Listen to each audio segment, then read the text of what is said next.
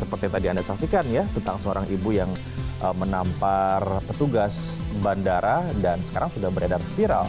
Publik bertanya-tanya siapa sosok wanita tersebut. Kita akan mulai saja Good Morning selengkapnya.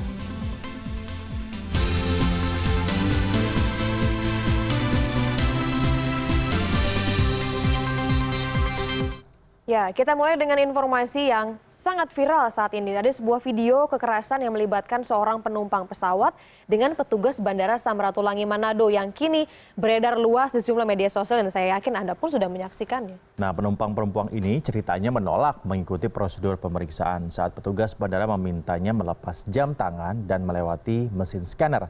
Saat dimintai keterangan, penumpang Batik Air tujuan Jakarta tersebut mengaku sebagai istri jenderal. Tindakan arogan salah seorang calon penumpang yang berinisial JW ini direkam oleh salah seorang petugas bandara Samratulangi. Rekaman ini kemudian diunggah ke situs YouTube. Insiden pemukulan tersebut bermula saat JW melewati pintu detektor saat akan masuk ke ruang tunggu bandara. Dua orang petugas aviation security, Jamie dan Amelia, lantas meminta JW lepaskan jam tangannya dan mengulangi pemeriksaan. Namun ternyata JW tak terima dan menampar petugas bandara. Ia mengaku sebagai istri seorang jenderal polisi. JW kemudian dibawa ke Polsek Bandara untuk dimintai keterangan. Ia harus menunda keberangkatan dan terbang dengan pesawat berikutnya. Betul sekali, sehubungan dengan kejadian di bandara, ada calon penumpang yang berselisih paham sehingga diduga terjadi tindak pidana penganiayaan dan kami telah menerima 2 laporan polisi. Laporan polisi tidak terlihat istri dari siapa, tetapi identitasnya adalah inisial JW karena yang bersangkutan juga membuat laporan polisi. Jadi ada 3 laporan polisi yang dibuat, baik dari yang bersangkutan.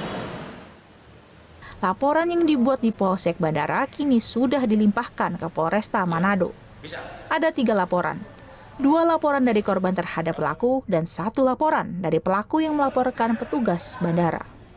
Michelle Jongker, Manado.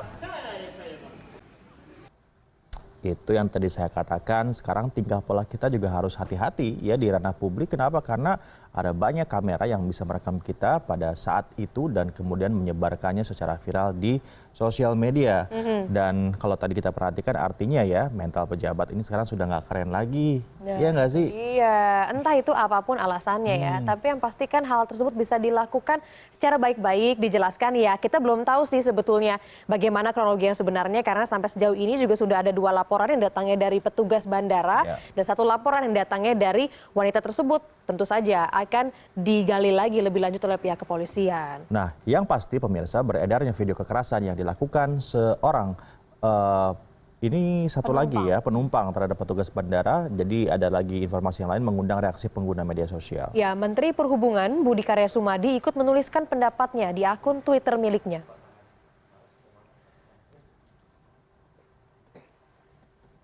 Ya, dalam akun pribadi miliknya, Menteri Perhubungan Budi Karya Sumadi menulis menyayangkan sikap arogansi kepada petugas aviation security di Bandara Samratulangi Manado. Saya minta agar segera melakukan upaya hukum. Ada lagi nih, netizen yang ramai menulis pendapatnya terkait kasus kekerasan terhadap petugas bandara, termasuk milik Budi Darmawan. Ini beneran cuma perihal copot jam tangan doang? Nah, ini juga yang jadi pertanyaan banyak orang ya. Bahkan ada juga yang terkesan heran dengan petugas bandara ya yang pada saat peristiwa terjadi hanya diam tanpa menunjukkan perlawanan. Dan ada juga netizen yang mendukung pentingnya edukasi terhadap penumpang. Ya siapa tahu ya ibu pejabat tersebut tuh jarang naik turun pesawat. Jadi tidak tahu soal SOP tersebut tentang alasan copot jam tangan dan masuk ke mesin scanner. Oke, ya ini pelajaran buat kita semuanya ya. Terlepas bahwa seperti apa sebetulnya kronologi yang terjadi dan kita tentu masih menantikan informasi tersebut. Namun demikian untuk kita semuanya, ada baiknya kita sekarang sudah mulai tahu tentang hal-hal yang sepatutnya bisa kita lakukan di ruang publik. Betul, karena apapun yang menjadi ranah privasi bisa menjadi ranah umum karena media sosial itu tadi.